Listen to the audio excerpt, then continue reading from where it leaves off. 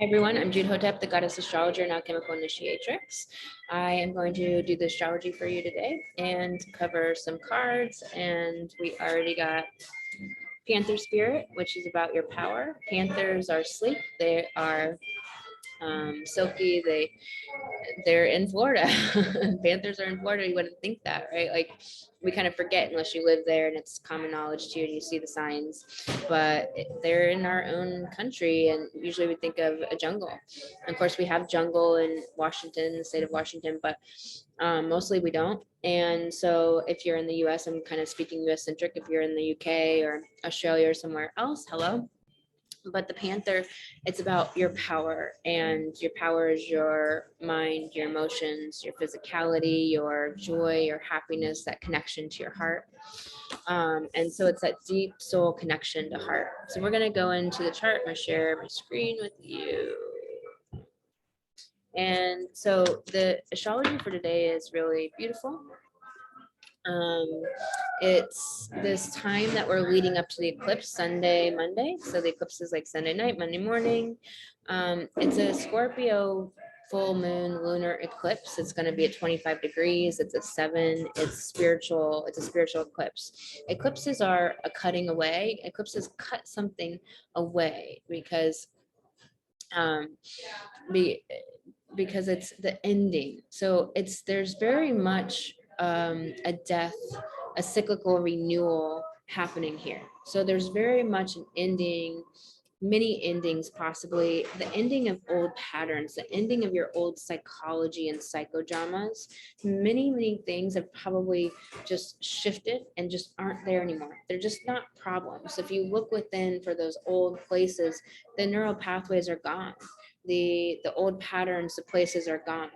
And like say you're trying to get off of caffeine or cigarettes or something like that, and it's like you're efforting. It's hard, right? You're like really trying not to do something that you actually just really want to do, and then you do it, and then you feel bad, and it's these loops and cycles and all these things. This is really different. This is like looking back with Mercury in retrograde.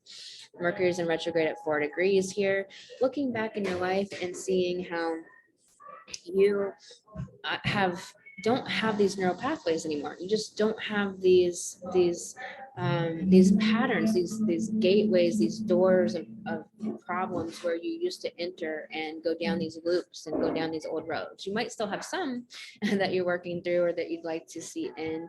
You might still have some things you're working towards to change and to grow from. But this is really, with Mercury retrograde, about seeing where you have grown, all of your growth, and acknowledging it, taking stock of it. You might even make a list, because I actually made a list recently of everything. I've made a lot of different lists, but it was trying to think of what specifically it was of everything that I've accomplished and done in the last 2 years, because our brain, that an alchemical goddess. So if you don't know, I'm a shamanic astrological coach. I do South Node coaching, South Node astrologer, many things in the astrology that I do. The main thing is about you being able to realize the power that you have and to utilize it to do something amazing and powerful in the world. Most of us don't realize what we are actually capable of. We're living this projected life by society, by the small few, projecting a reality, the dark projecting a reality. And we don't, even when we're out of it, to whatever degree, we don't realize how much we're actually capable of, which is so much. And we're capable of unique creativity within us that has not, the world hasn't seen it yet. It's not something that you have to go try to do. Going to try to do it, that's not the feminine way.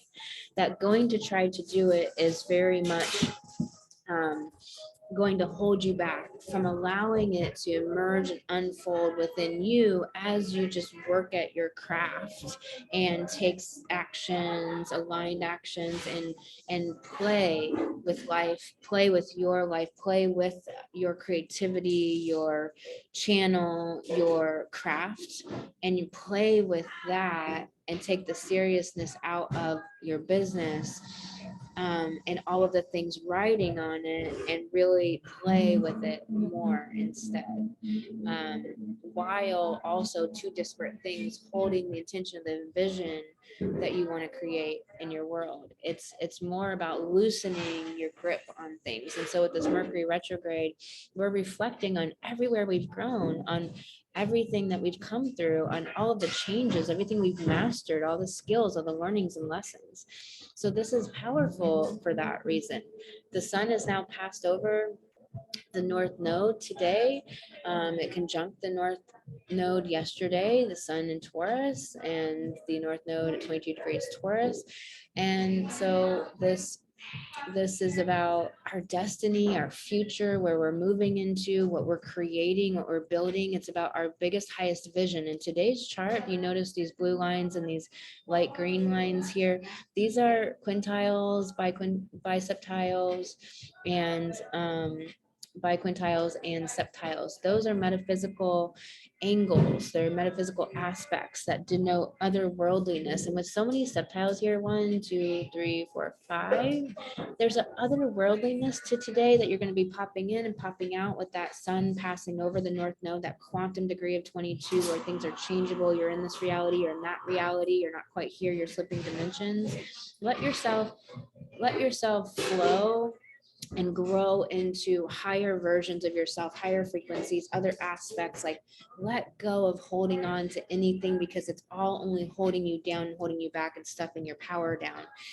Jung believed that the feminine was suppressed within the collective consciousness, and very much we have every evidence that that's been the case, that now this is changing. And this is what us as light goddesses, this YouTube channel is for everyone that wants to be here and get the astrology. But my work is really geared for you women who are light goddesses, meaning that you are doing the powerful light goddess work in the world, that you are bringing the divine feminine, anchoring her into this world again, and helping all men and women rise into their highest form of their own power, and that sacredness between the sacred and masculine, the sacred feminine and masculine, and knowing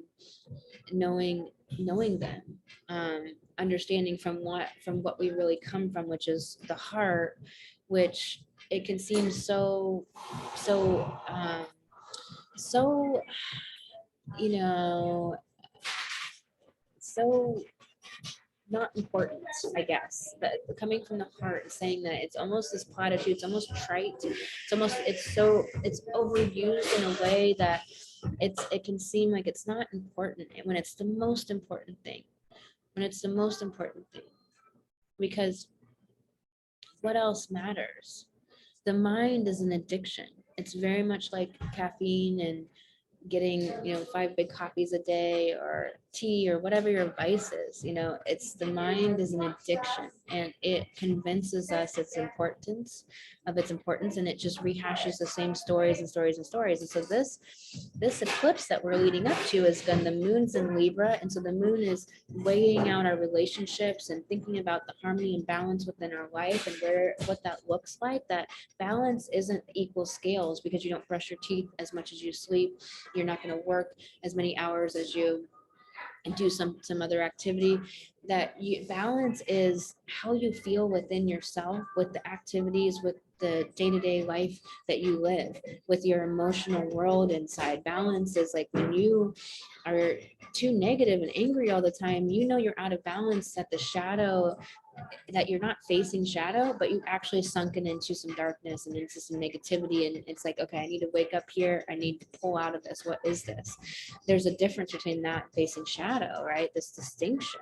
So the moon here is going to be weighing things out about our relationships, of what we're leaving behind, what doesn't connect with us, what we put so much effort and investment in with other people that didn't come back, that didn't pan out. Like, we love those people, but those relationships didn't grow and bloom and blossom, and we wanted them to. And it's allowing us, Saturn here, that is square the South Node, is asking us to make decisions and be that Scorpio, very knowing exactly what it Scorpio will tell you the truth. Like, no, that dress is ugly. Like, Scorpio will just lay it down. Like, if a Scorpio compliments you, you know that there's some truth there, right? And so it's very much this moon and Saturn are working, are about this energy of they're in trine, and they're both air signs, and it's about this energy of like cutting away from relationships where I don't need to put that much effort in. I only need to put just a little bit of effort. Or maybe I learned something about relationships where it's not that deep. There's not all this psychodrama, because that South Node is teaching us about where we have psychodramas everywhere in our life that don't serve us, that put us down old pathways of darkness, of low frequency, of not rising into what we are capable of and working on what's important in our life to our soul, that we try to deal with the relationship instead. People will come along for the journey and want to be around other people who are doing something. Like, you want to be with people who are strong and capable and doing this soul life, that are making big things, changing the world, having fun, playing, being the high vibration, and really being in the most like connected community of dancing and raising humanity up into this highest place.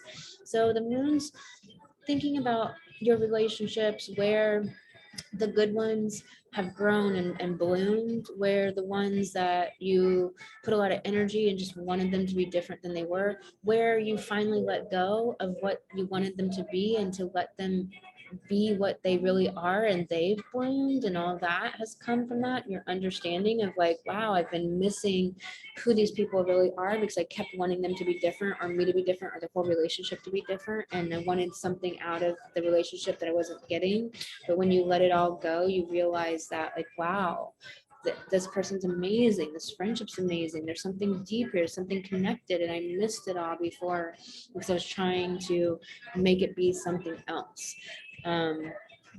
And so this moon is going to move towards the Scorpio South Node for this Scorpio full moon lunar eclipse, and it's growing. So when a full moon is about so much purging and letting go anyways, and then when we have a Scorpio full moon, it's always going to be about massive purges. Some of them are easier than others. I think maybe the last or the one before that Scorpio full moon, or Scorpio moon rather, was actually really not bad for me personally, but pretty much every one of them for the last 2 years for me personally has been massive purges. And so if you're going through that, that's okay. It's what's supposed to happen. Don't engage with the emotions and the thinking as little as you can, because that like hangs on to it. Let it purge through you. A purge is when it's coming up and out. It's just welling up within you, and it's spilling, and there's an intensity, and there's a lot of it, and it's just coming up and coming up and coming up and coming out. Let that happen. If you need to cry in the shower for 3 hours, let that happen. We don't talk about these things in society, but that's not wrong or bad. And when you are going through a purge, that could very much be what's occurring, that you are crying and those emotions are filtering through you for a couple of hours. It's an intensity. It's not something that's all the time, but on this ascension journey, on the spiritual awakening journey, we have that when you are going down and in and facing the dark recesses of your psyche to clear yourself out and purify yourself for the highest vibration to come through you, for the highest soul work to be created into the world, for the work you're going to do in the world in the most purified channel that you can be. Those are things that do happen, and that's okay. It's just you don't want to engage and make it into something it's not. It's just a purge. It's just a clearing out. It's a digging to the bottom of the oil barrel to clear out all of the nasty gunk and junk. Like, you could think of like a nuclear factory with all of the barrels of like nuclear waste sitting around, and it's just clearing it out. And Pluto is like the dark, deep oil, the bottom, the sunken, disgusting sludge that's coming up and out. So you might be going to that. You might be going through a much less intensity of something like that, and I've needed to cry, needed to vent, and needed to scream at the sky, throw some tomatoes at a hillside, or just run an exercise, an extra, to get out what's coming up this week. That is all very normal and to be expected with this full moon, but full moons are always a purge, but then with it being Scorpio, that plutonic full moon, it's going to be even more so. And then with it hitting that south node, it is, it's what we're leaving behind. It's the past. It's the old things we're cutting away. So Mercury is helping us to reflect on that, to understand that very powerfully.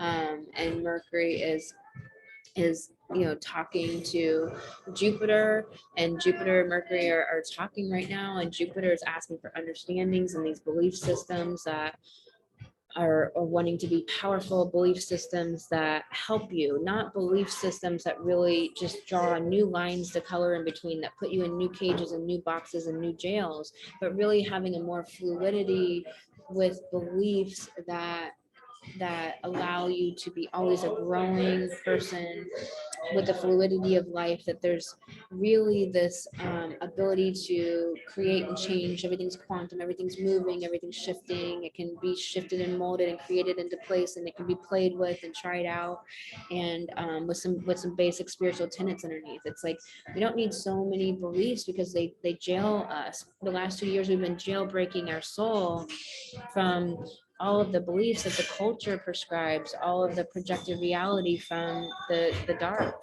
And so that's what we do in Alchemical Goddess, is you jailbreak your soul. We don't just bust through, beliefs and limiting beliefs and blocks. We actually burn it down so you can rise from the ashes, and we go through transformation, because when you stay in transformation, you don't plateau. You stay in like the adventure and this fun aspect of life, and you bring the highest freaking light and frequency and amazing work into this world of your creative soul blood that you're bringing to this world, from your divine feminine voice. It's so powerful.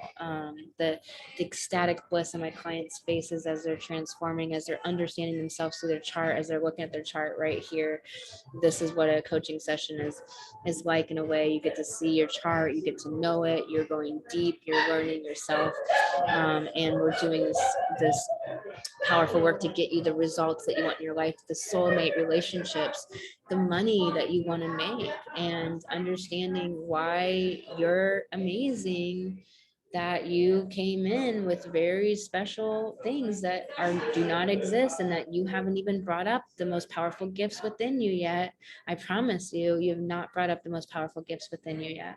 So this lead up to this moon today can be very much a thinking about relationships, reflecting, but it's positive. Jupiter is going to be giving us so much energy, and vitality back, and strength, and wanting to get it done, energy to stay on our mission. The task here is to prioritize, because with Mars and Pisces, it can just blend and bleed everything into just divine love or joy and happiness, and just want to just be happy instead of really being happy from as the result of and part of the powerful sacred calling work that you're doing in this world, and creating something of depth and of meaning and of power in this world.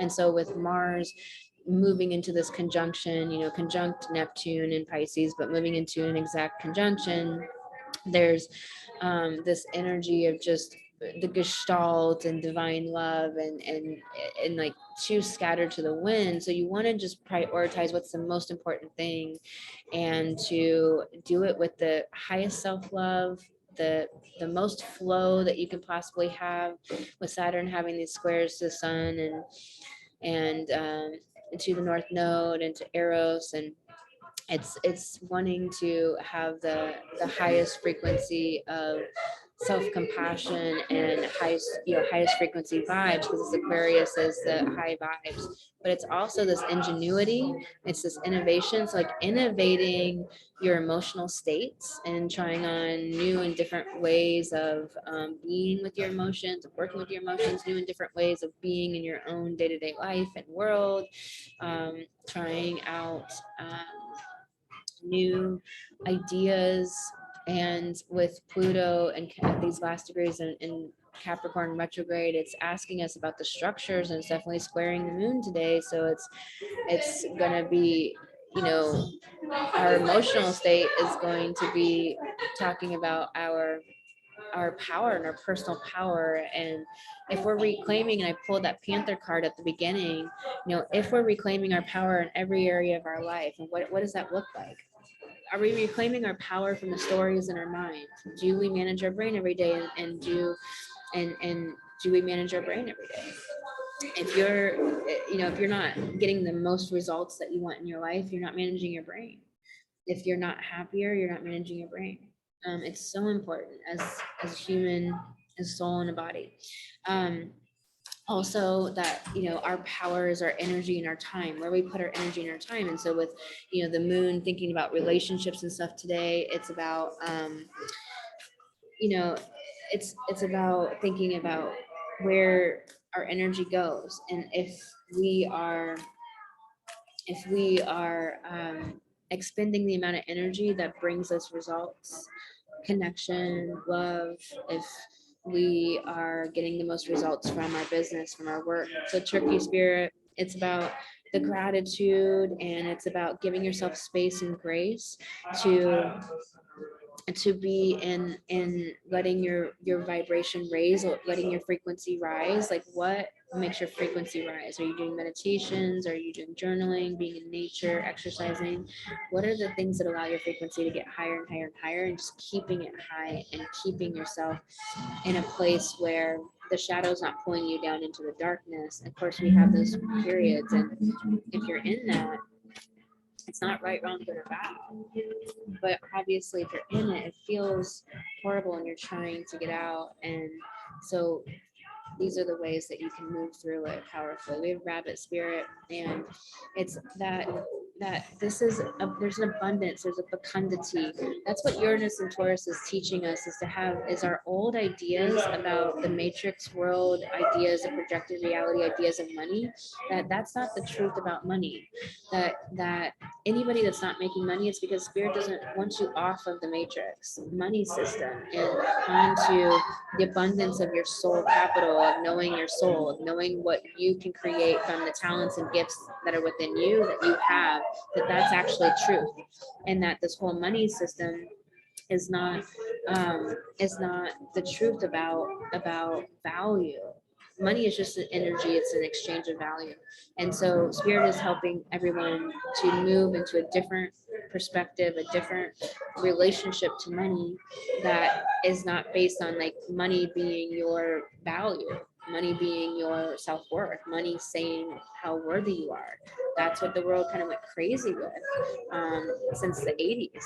We have moth spirit surrender, but it's in reverse. So it's asking, like, where are you not surrendering in your life to what is happening, to what's arising that wants to be cleared out, to the way your life is with Chiron and Aries, that, you know, it's like the adventures we set out on that we didn't get to complete, or we didn't get to make our life the way we wanted to. Like, where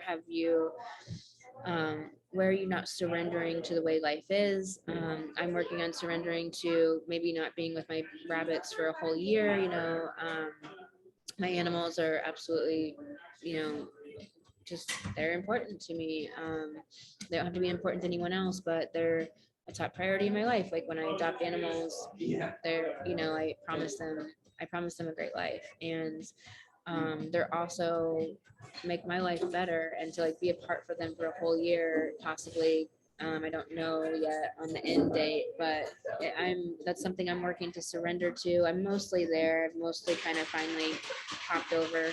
I was really having a hard time with it yesterday and the days leading up to that, but I'm mostly like good now. I'm like, you know, they're gonna be fine, and I know they're in like the most amazing care. They have like this earth angel that wears a bird on her head that's taking, like a literal bird, is taking care of them. So they are so like getting spoiled and happy, and it's like they're on retreat. I got to see my meadow just for a short time though, and she like jumped forward and she was like, "Mom," and she like got up on her back legs, you know, and she's like, "You."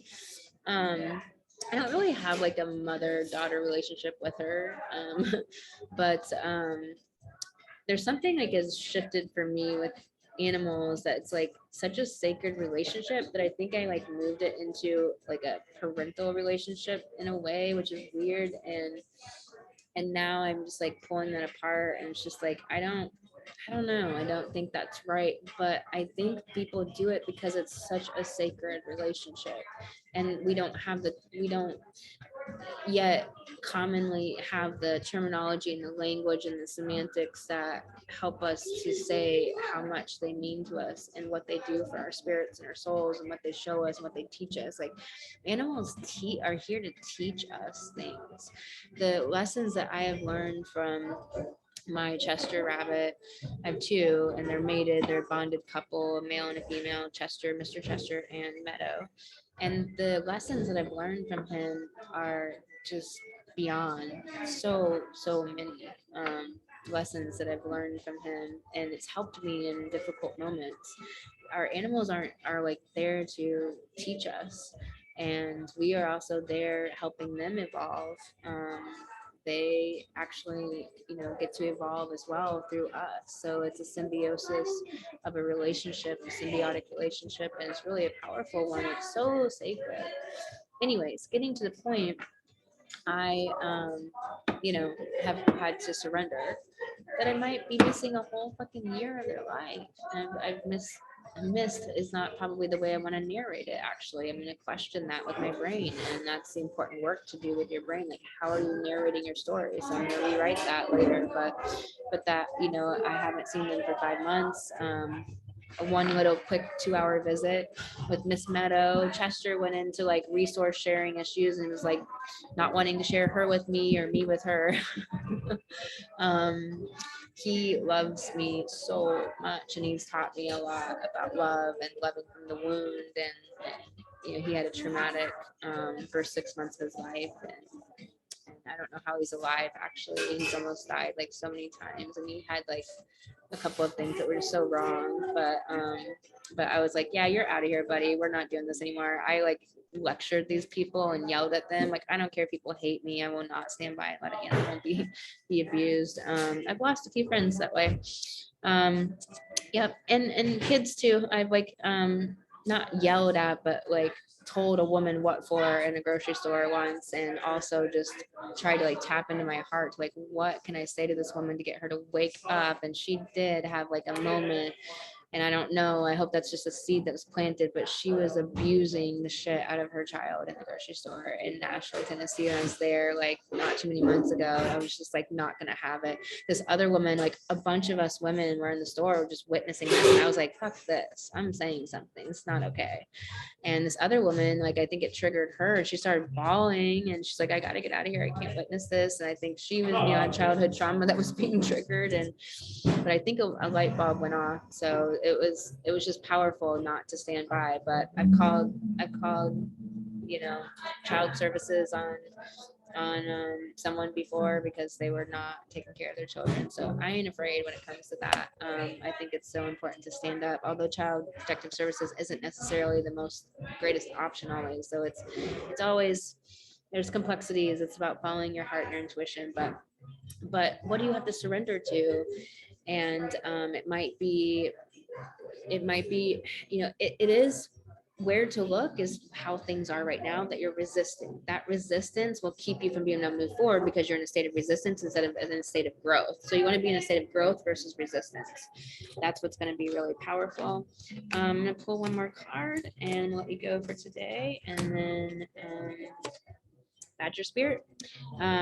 It's about being fearless and bold. So there's some sort of timidity going on. There's some sort of there's some sort of fear, timidity, just not wanting to move forward. What is that limitation? What is that block? You got to look at it and really look and see what it is. When you start to look and see what it is, it's really gets powerful because you start to see like, this isn't something I can't move through, heal, mend, let go of, release. Anything that's within us is meant to be healed, released. It's just that the society taught us to stay in the wound forever.